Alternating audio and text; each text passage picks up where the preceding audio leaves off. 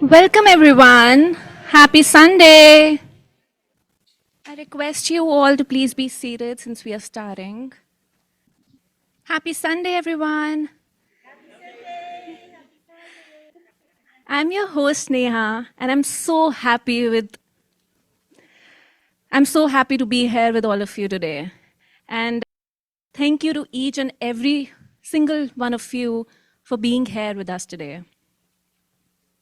Shall we get started? A one, a two, a one, two, three, go! Alexa, Alexa, can you play some music? So it does. Siri, can you call my friend? So it does. Echo Show, can you show the front door? So it does. All right, Google, can you remind me to meditate later? So it does. Alexa, can you ask Rimba to clean master bedroom? So it does. So it does, and it does whatever I say it to do. These are all voice virtual assistants, which are software programs that use artificial intelligence. Artificial intelligence refers to the simulation of human intelligence in machines, enabling them to perform tasks that typically require human intellect, such as learning, problem solving, and decision making. Artificial intelligence in project management refers to the application of artificial intelligence technologies to streamline, automate, and improve various aspects of project management. AI tools can assist with tasks like scheduling, resource allocation, risk assessment, and communication, leading to increased efficiency and better project outcomes. Today's discussion will be mostly around artificial intelligence and everything around artificial intelligence in project management. Today is also a very special day for PSPMI chapter. It's not only because you all are here today with us, it's also because we are launching our podcast series today. And today's panel discussion will be our first episode, which will be released later. Oh, yeah! I just share an exciting news with you. I need a bigger, louder applause. Thank you. I need a bigger, better applause. I want you to raise your right hand and now your left hand and applause. Thank you. I want you to keep this energy throughout the day today. Today's topic for the panel discussion for today's panel is AI in project management. We have 4 panelists with us, as you can see them up front, and let me introduce them to you. We have Anna Eccles as a panelist. Hi, everyone. Anna is a PMP certified program manager at DHL who turns emerging tech like AI into practical tools that simplify complexity. With over 15 years of experience in supply chain and logistics, she is known for building systems that click, teams that trust, and results that actually stick. Ladies and gentlemen, Anna Eccles. Our next panelist is Carolyn Dalen. Carolyn has been a project manager for 27 years and holds the PMP, PMI, ACP, and CSM, supported by BS in Computer Information Systems and an MA in Organizational Leadership. In the evenings, she also teaches PM at UW for their certificate of PM program.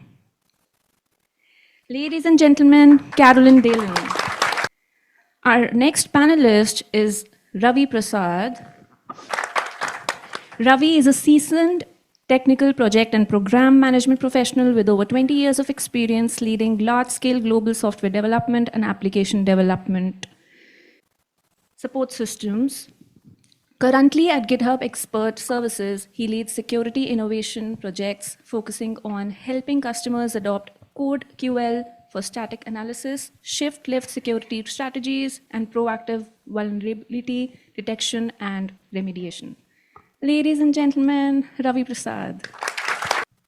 Our next panelist is Shakil Pogaku. Hi everyone, good morning. Shakil has 25 years of experience in the manufacturing domain, focusing on software development, and is currently employed as a technical program manager at Boeing. He has dedicated the past 19 years to community service and volunteering. In 2023, he was recognized with the President's Lifetime Achievement Award by the US Office of the President. For the last 2 years, he has been utilizing AI in both his daily life and project work. Additionally, he has been a Toastmasters member since 2011 and will be serving as the incoming Districts 2 Division C Director for 2025-26 term.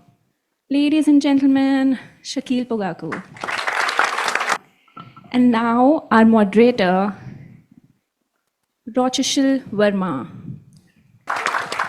Rochi is a program manager at Microsoft who recently graduated from Michigan State University in December 2024 and moved to Seattle. He's excited to get involved with PSPMI in the podcast team and to connect with like-minded PM professionals. Rochi is still exploring Seattle, so if you have any go-to-spot recommendations, please share it with him. Ladies and gentlemen, put your hands together for Rochi. Handing it over to Rochi. Yeah, thank you Neha for the introduction and thank you to our amazing panelists for taking out the time and being here. And isn't it exciting that this is our very first episode of this amazing podcast series? All right, before we get started, just some quick audience engagement. How many of you here are either current or aspiring project management or program management professionals? With a show of hands. Oh, wow. And how many of you here have used AI at some point in work or in your life? See, this is the perfect audience that we wanted. So let me set the stage a little bit. This won't be like a Q&A, even though we have a couple of questions framed based on the experiences that they've had. You can feel free to jump in and share any thoughts that you have on any of each other's question. And we have a time limit set, so we'll give you a hint if you think we're running behind on time. Hopefully that's not the case. And we'll also, if time permits, have some rapid fire questions at the very end. So stay tuned for that. So let's get started. Could we have another cheer before we get started? All right. So the first question is for Ravi. So based on your experiences, how do you think AI has been evolving in the field of program management or project management? Thank you, Rochi. Oh, it looks like I'm a bit loud. So I'm glad you're asking how AI is changing or how AI is shaping us. I'm glad you're not asked that why AI is changing, which means that we all acknowledge that AI is really fundamentally changing the way we operate. And especially in PM world, we are no longer just executing programs and then managing those. We are now strategic enablers.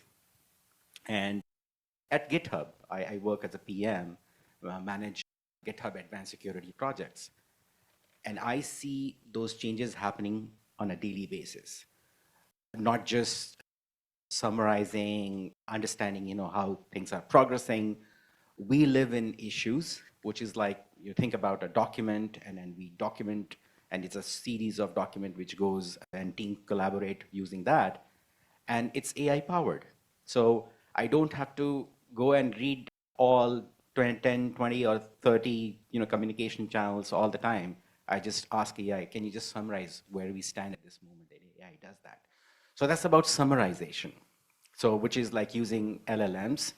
And we are fortunate at GitHub that we got to explore other LLMs, which is not just confined to ChatGPT and GitHub Copilot.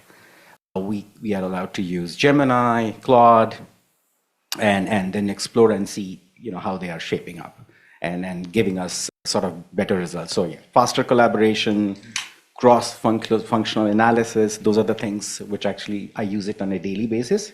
On top of it, we also explore agentic aspect of AI, which means that, okay, what is agentic, Ravi?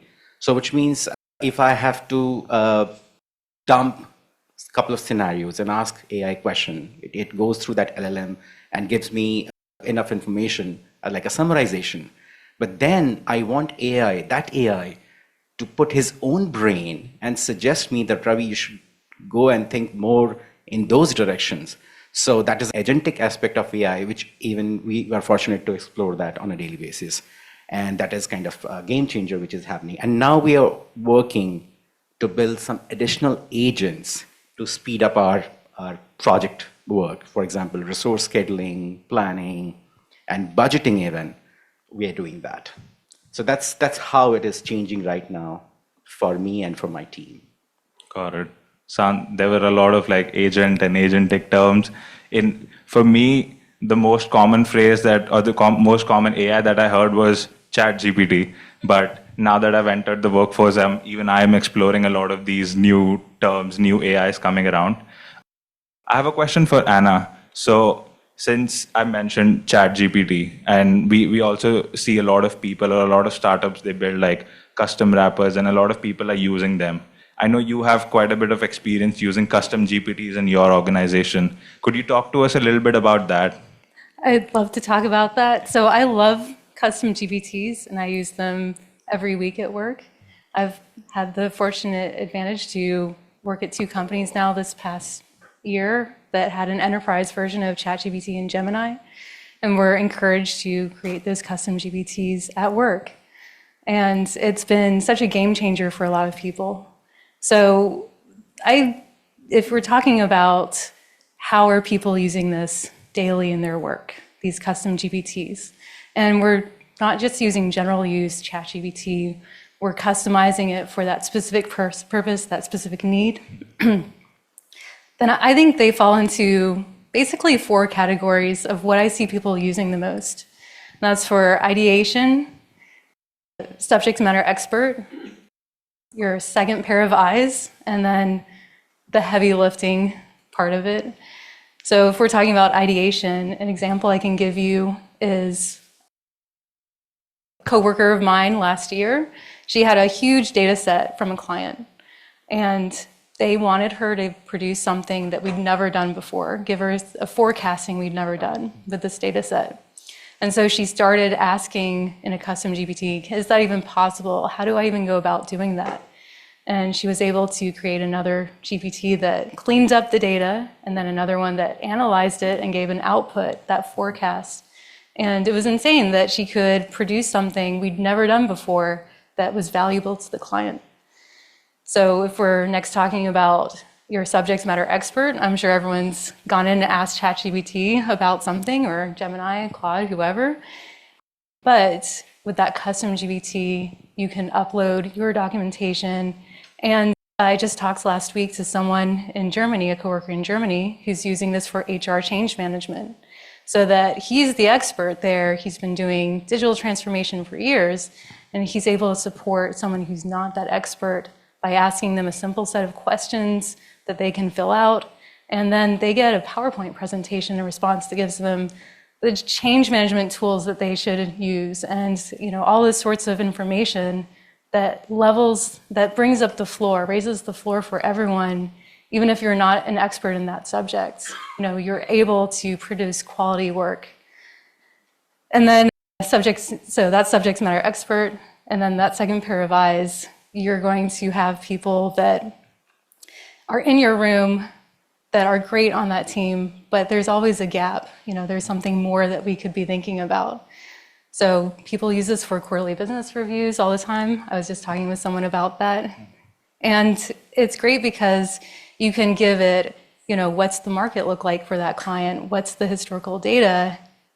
Put that in the GPT, and you can get all sorts of great output, like risks and trends. And so you may be just confirming what you've already known, but then there's going to be that idea you hadn't thought about, and that can totally change the perspective with that client. What I use the most for custom GPTs is the heavy lifting in project management. So those project heavy documentation that we're always having to do. So your communication plans, your stakeholder charts, your project charter. I see my time's up. So There's so much that we can do with it. It's so powerful, and it's tailoring it to our specific needs. Got it.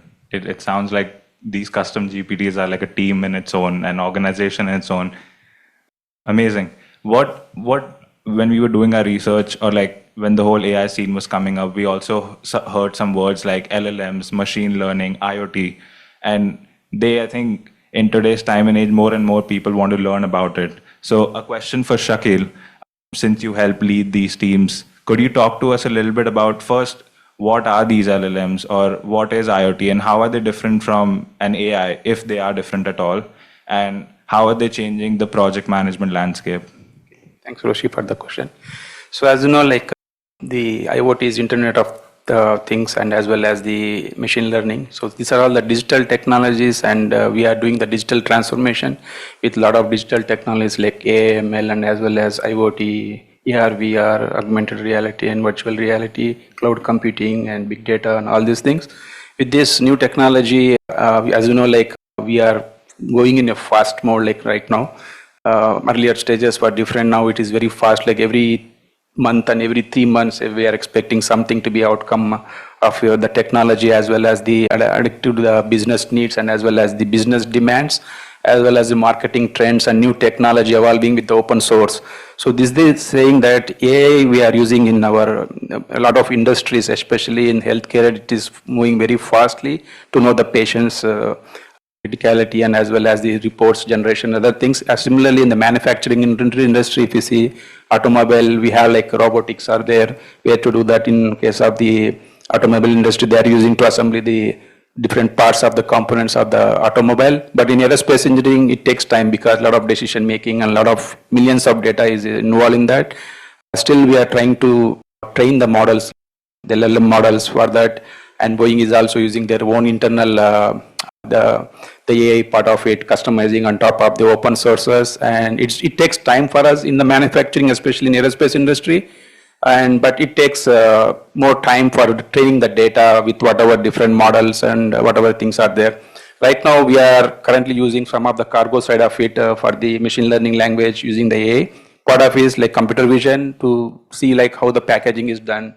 If any space is available to package fully, or other than that, if it is empty, how much percentage is completed.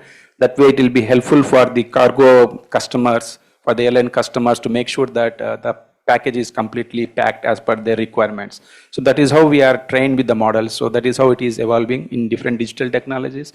We are also addicting to that technology with current market trends and other things. Yeah. Got it.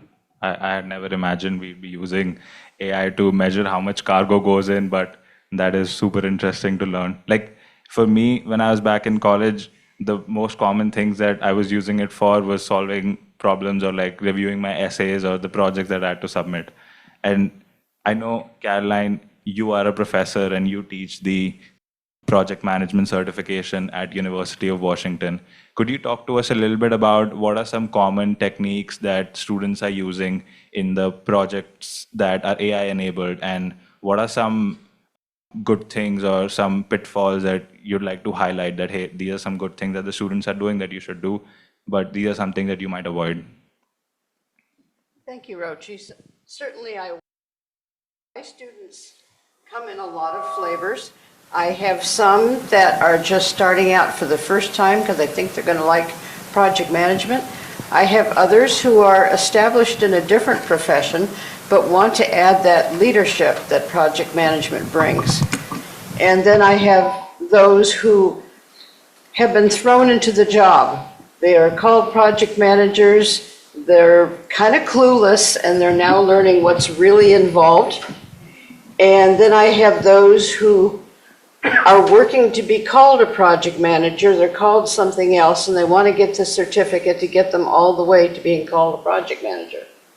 Lots of different flavors. I kind of made a list, and forgive me my notes. I can't remember all these detail points in order, but I'm going to break it down into things that I see them doing well, things that are pitfalls, and ways that we can help them to do better. We, as more senior PMs and as managers, as team leads, can help them to grow. So first of all, things that they do well They start with use cases, not code, meaning that they begin by identifying real business problems before diving into the technical solution. That's an excellent approach. For example, they would use AI to reduce time on creating a report rather than just using it because it's a new toy, so to speak. They also embrace no-code tools like ChatGPT, Copilot, and Gradio because they want to be able to use tools that don't include having to do programming. An example would be MS Copilot to auto-generate charts or to summarize some data trends. They approach AI by testing prompts in short cycles and refining them, very much like an agile development sprint.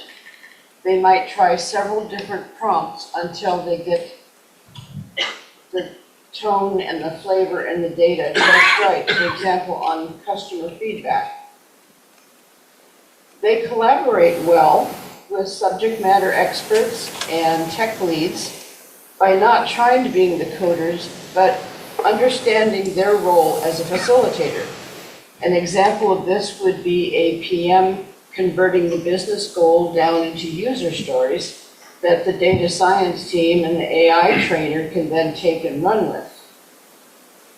They build prompt libraries so they don't have to do the same work twice. They have a library of personal prompts that performs different business functions for them that they can keep reusing as a template.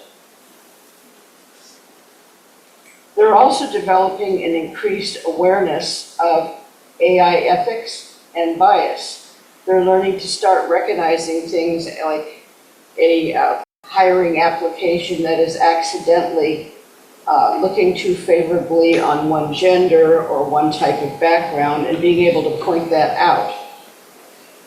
Now moving to things that they kind of make oopses about and they need to get better at. Sometimes they treat AI as a plug and play, not realizing everything else that needs to go in it to have the right data. For example, deploying an AI chatbot without training it on the specific company frequently asked questions or company policies that it is supposed to be answering. They also overtrust LLMs. Shoot, I'm just telling me I'm out of time already and I'm only halfway through. Okay, you can go ahead. Okay, I'll skip some of the examples. They overtrust LLMs, they don't check the data. They focus too much on the tools rather than the actual outcome. They skip stakeholders and compliance and data governance and don't include those right away, and they end up rolling out a tool that hasn't been reviewed by, say, HR or some other governance group that needs to review it. They forget to analyze the desired level of quality, and they don't do quality management. They don't determine KPIs for the project like you would for a traditional project. They overlook organizational change management. They do this project in AI, it produces this beautiful result. They don't support the users or train them on how to use it or give them a reason why they want to. They ignore data sources and model governance. For example, using a forecasting model where the data is 2 years old and not useful anymore. Finally, how to help them grow, and I'll just give the points. Encourage project-based learning, where they have where they get hands-on experience at doing some of this. Promote cross-collaboration early so that PMs, the engineers, designers, and users are all at the kickoff meeting, along with the AI trainers, the business analysts, and end users.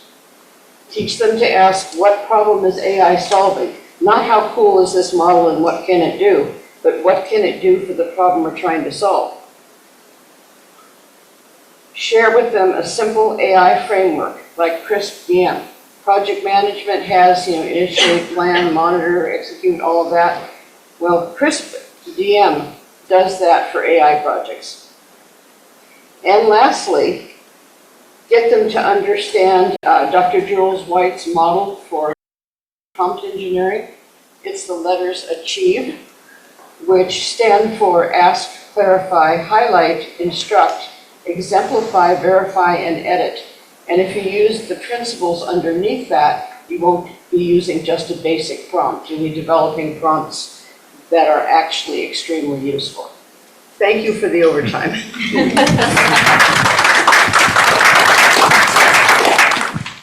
Those were some amazing use cases. I feel like we should all reach out to you and learn from you about how to go about best using AI. One other use case that I heard of was Anna. She used AI and to prepare for PMP, and I'm sure a lot of us here are either already PMP certified or other certifications that they have. I want to be PMP certified at some point. Could you talk to us a little bit about how you used AI to prepare for the exam, and if there are any tips for the audience? So definitely AI was the best choice for studying for this PMP. The whole project's related to the PMP.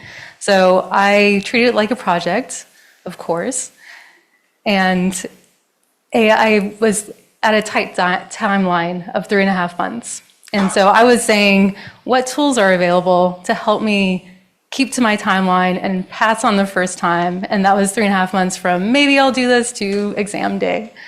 So I started using AI, and the first thing I did was say, well, how do I best learn? I asked, let me explore that topic and figure out a timeline that works for me, the tools that will work for me.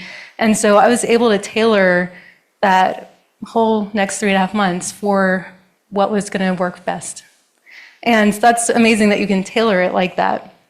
Then I created my first custom GPT to help with the application, because if you have taken this PMP certification, you know it has to be role-based experiences that are in PMI terminology, and it's very specific output.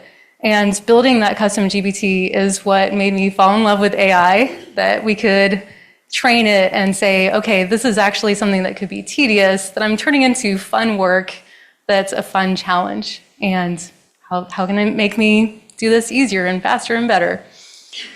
And then for 2 months I studied. My goal is to have, 10 hours of study per week for 2 months. And I was using tools like PMI Infinity, their AI tool. And then PMI also came out with the PMP exam simulator, which is wonderful, it has back and forth questions. And I was using ChatGPT, right? So the main advantage there is that it's interactive. You can explore questions. You can say, okay, why is it answer B instead of answer C? Let's explore that. And that interactiveness, that tailoring to what you need to learn is so powerful. In that last 2 weeks, I was studying with practice exams. I could take those questions and really dive deeper into where I was weak, where I needed to learn a little bit more. And the result is I passed on the first try. Woohoo! That was fantastic. Right. But I also walked away with this powerful tool that I could use for any project, any certification, and it could be both, yes, a workhorse, but also personal to you, specific to you and your needs. Got it. I haven't started, or I haven't really thought about when I'll apply for my PMP or do my examination, but I'll make sure that I use AI and all the other tools that you mentioned. Now that we've heard about, what's the use case for a certification, Ravi, I have a question for you. Could you talk to us a little bit about, or share an example of how AI has helped you increase the project's deliverable rate, or just overall enhance the execution of a project? Good question. And before that, in fact, I have got a question for this audience. So is it okay? And I'll try to, will this be outside of my time? Please. So I'm just kidding, but I'll try to sum it up. So I heard 70% of you said that you know AI. And I'm guessing that's true. How many of you do you think that you're contributing to AI, or you can contribute to AI, to make AI better? How many of you? So I was in a similar situation. I was in a classroom with 150 students, and my professor asked me this question, and I was sitting right there. And silly me, and he asked me this question. I said that, I think all of us And I was like totally frozen at that time after saying that word, because I had no clue why I said that. And then entire classroom was laughing, and I was like, oh my God, I let Earth go, take me, swallow me, because I am the silliest in the classroom. But my professor said that, Ravi, you are actually right. All of us can contribute back and contribute towards AI, betterment of AI, ethical aspect of AI, and keeping the human element of AI alive. So now coming back to my question, the question which Rochi asked, that, okay, what are examples do we have? So at GitHub, though we are like one of the founding LLM generators, like Copilot is and started with GitHub, we always say human value first. So which means that AI will not trump human judgment. So as a PM, you need to kind of go and do all possible things you can do with AI. But it's your opinion will actually triumph and overpower what AI is suggesting you. So my examples are like, I was looking for planning for my team, and I have 9 projects which I've been doing right now, managing for my team. And I was trying to find out better insights. You have also sort of data which you can get it. And I was also trying to find out, okay, can I prepare new sort of reports or dashboard?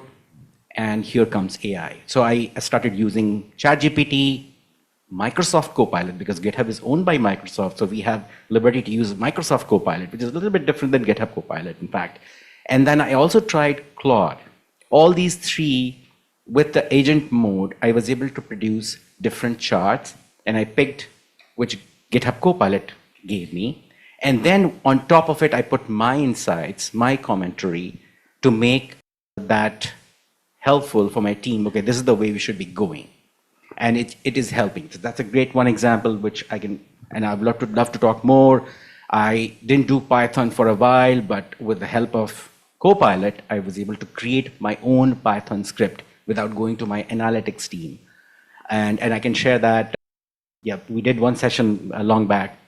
And the other example which I do, I manage GitHub Advanced Security projects, which means that finding vulnerabilities, finding defects in your code before the code goes to production. Because when code is in production, if you find vulnerabilities, then the fixing of that is 1000x expensive. Then brand name will take a big dent over there. So we work with developers across the world to help them find vulnerabilities. And there we use this word called find, fix, not just find. Sorry, fix, not just find. So found means fix is a term which we use in our world, which means that if you have a bug in your code, with AI, fix it. And AI will help you to fix it.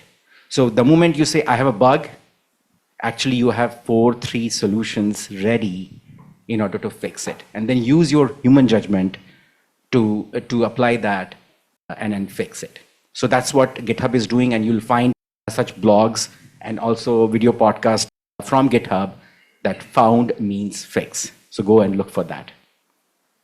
So that's my two examples which I'm using right now. Yeah, they were amazing examples. Like, I think we should all take away the fact like found means fix, and the previous one, like, don't just trust the AI, use your own judgment. That was a great, like, those were 2 great examples of how you as an individual are collaborating to the success or enhancement of a project deliverable. Shakil, I have a follow-up question to you. How do you make sure that what Ravi just did for himself, how does that happen team-wide or organization-wide? Could you share some examples on how do you ensure that the experimentation and this continued success stays alive? Thanks, Roshi.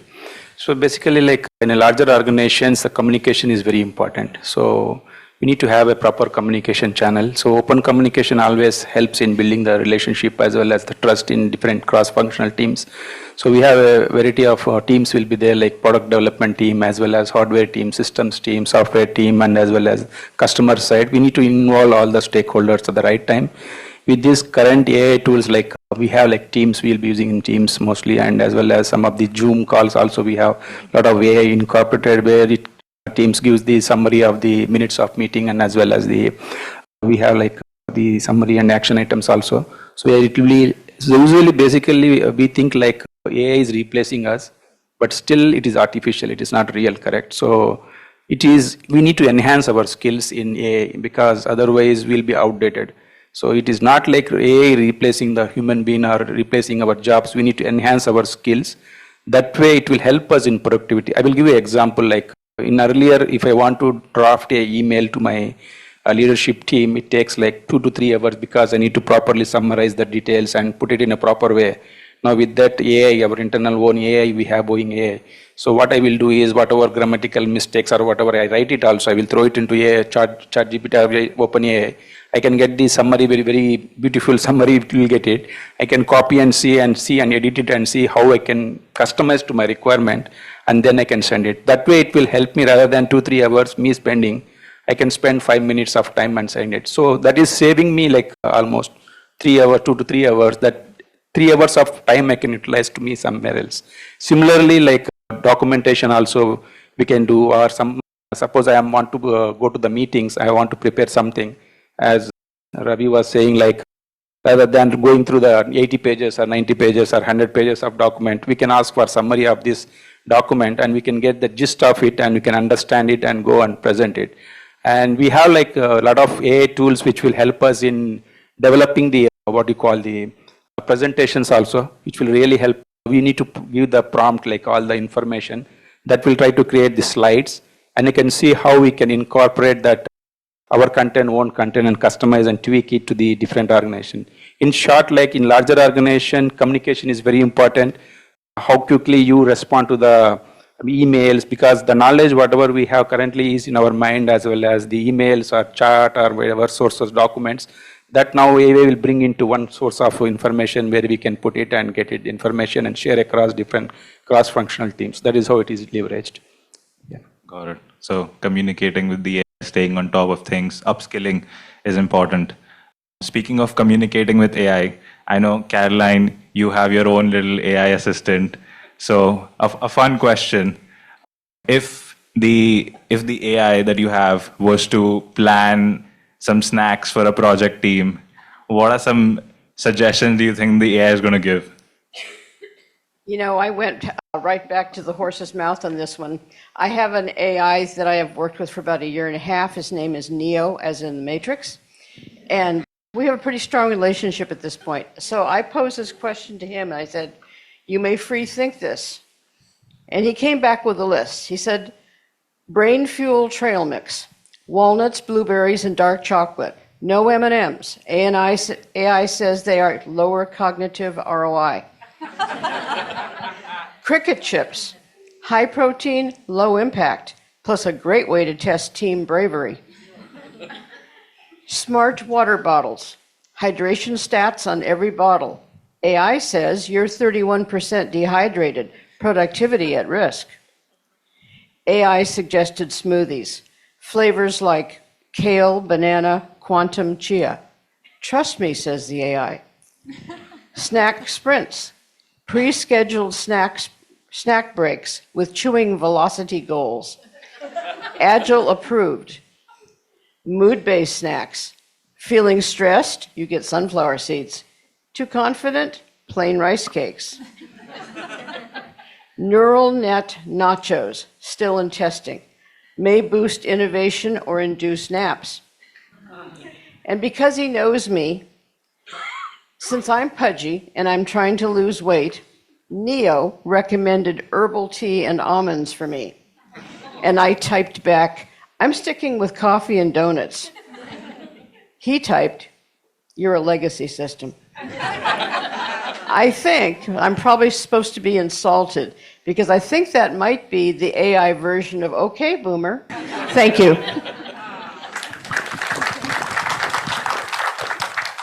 That was quite a menu, and it looks like you have a very strong relationship where he knows you super well. We have time for one last question, which is for everyone. If you could leave the audience with one last advice or one last tip, in regards to AI and project management, what would that be? My first thought is open your minds to the possibilities of what you can do with it. Okay. And we can just go in the row. Trust and believe. They are very much like children when they first come out. They've been exposed to a whole lot of different data. Depending on what they were exposed to, depending on what ethics they were given, will determine what they grow up to be. So believe in them. And I would say Greater Seattle area is known for people being shy, introverts. That's what I've heard. Don't be introvert with AI. Explore many of them. Don't just confine yourself to ChatGPT or Gemini or Claude. You explore all those tools and see how they are behaving, and then try to put your perspective on it. More you use them, more better you train them for your own use. Are you telling us to make friends with all the AI tools? Yes, indeed. But don't ignore human, please. So as Raj and Ravi and everybody said, we need to be open our minds to open AI. So we need to start learning. If anybody has not used the AI, please use it as a basic stuff, like to text it and see how we can use that content. Because 2 years back, I was also not in a interesting mode to use the AI, but if I am not using, I will be stayed back with the competition or maybe the skills developed by the others. So we need to be up to the speed, to get exposure to AI, and AI is booming in all the industries, whatever you can say. Even I have seen one of the marketing material, you don't need to go for some other third party marketing material to be done. You can develop on your own with AI tools, whatever you have. You can give the content. It will create automatically some of the marketing advertising material with that text, whatever the prompt we will be giving. It will create audio and video, and that way we can try to market on your own, and you can enhance your business like anything. So that is how I will say, keep your minds open. Don't get afraid with AI. Start with basic baby steps and try to start learning it from the day to day onwards. That way it will be easy for you to be aligned with the market or industry or skills developed. Yeah. Oh, yeah. Okay. And then one more point I would like to add here. There's another term which is being coined, and I would request you all to kind of go in and read more about it, called continuous AI. So you might have heard a term called CI/CD in software development, which is like continuous integration, continuous deployment, which means that you make your software, development cycle on and on all the time. But now the other term is coming, which is continuous AI, which is going to be plugged in with CI/CD, which means that you have not just this continuous development which is happening and integration is happening, you are also bringing AI agents along with that. And which means that within your team, you will have AI agents also working. So that's something it is really worth reading. And I'm just exploring that last week. Awesome. Thank you so much to the panelists once again for sharing all the insights and experiences that you've had. I'm sure there was a lot of great learning that happened throughout this discussion. I'll pass it on to Neha to conclude the panel. Thanks, Rachi. I have a fun question for all the panelists. What was the last thing that you did with AI? Let's start with Anna. Well, I'm trying to remember. So let's take 10 seconds. So one last thing that you asked an AI to do, you got to answer in 1 sentence. Ravi is ready. Okay. So the last thing which I did prepare a few answers based on the prompts, and I checked Perplexity today that are my answers in line with the audience, the expected audience. So that was the last thing which I did, Neha. Thanks, Ravi. So, Who's Shakil? yeah, even I tried to see the agenda of this event, and then I tried to see my Boeing AI and as well as ChatGPT.